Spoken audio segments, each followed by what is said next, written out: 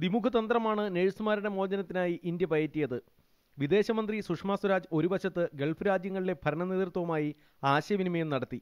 മറുവശത്ത് ഇറാഖിനകത്തും പുറത്തുമുള്ള വിവിധ സംഘടനകളും വ്യക്തികളുമായി ഉദ്യോഗസ്ഥർ പാരമ്പര്യ നയതന്ത്ര രീതികൾ വെടിഞ്ഞ് ബന്ധം പുലർത്തി. These are circumstances where conventional tools of diplomacy no longer exist on the ground because these are conflict areas.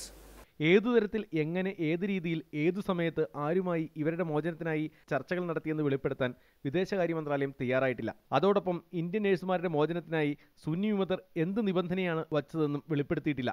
സംഘർഷ മേഖലയിൽ ഇനിയും ഇന്ത്യക്കാർ ഉണ്ടെന്നും അവരുടെ സുരക്ഷിതത്വത്തെ പ്രതിസന്ധിയിലാക്കുന്ന തരത്തിലുള്ള ഒരു പ്രഖ്യാപനവും ഇന്ത്യയുടെ ഭാഗത്തു നിന്ന് ഉണ്ടാകില്ല എന്നുമായിരുന്നു വിദേശ മന്ത്രാലയത്തിന്റെ നിലപാട്.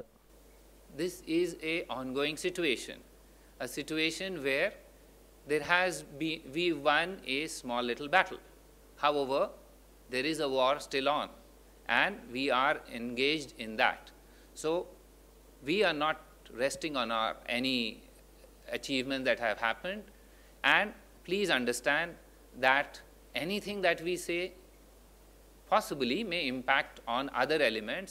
എന്നാൽ നഴ്സുമാരെ ബന്ദികളാക്കിയ സമയം മുതൽ കൃത്യമായ വിവരങ്ങൾ ഇന്ത്യക്ക് ലഭിക്കുന്നുണ്ടായിരുന്നുവെന്ന് വിദേശകാര്യ മന്ത്രാലയം പറയുന്നു. അർബിൽ വിമാനത്താവളത്തിൽ നേരത്തെ തന്നെ നയതന്ത്ര ഉദ്യോഗസ്ഥരെ എത്തിക്കുന്നതിന് പോലും ഇന്ത്യക്ക് സാധിച്ചു. നരേന്ദ്രമോദി സർക്കാർ അധികാരത്തിൽ വന്നതിന് ശേഷം നയതന്ത്ര തലത്തിലുണ്ടായ ഏറ്റവും വലിയ ആശങ്കയ്ക്കാണ് ഇപ്പോൾ താൽക്കാലിക പരിഹാരമുണ്ടായിട്ടുള്ളത്. എന്നാൽ 46 നഴ്സുമാരെയും വഹിച്ചുള്ള വിമാനം കേരളത്തിലെത്തുമ്പോഴും വിദേശകാര്യ മന്ത്രാലയത്തിന്റെ തലവേദന ഒഴിയുന്നില്ല. ഇറാഖിലുള്ള മുഴുവൻ ഇന്ത്യക്കാരെയും സുരക്ഷിതരായി തിരികെ എത്തിക്കുന്നതുവരെ ഈ പ്രശ്നങ്ങൾ പരിഹരിക്കപ്പെടാതെ തന്നെ തുടരും.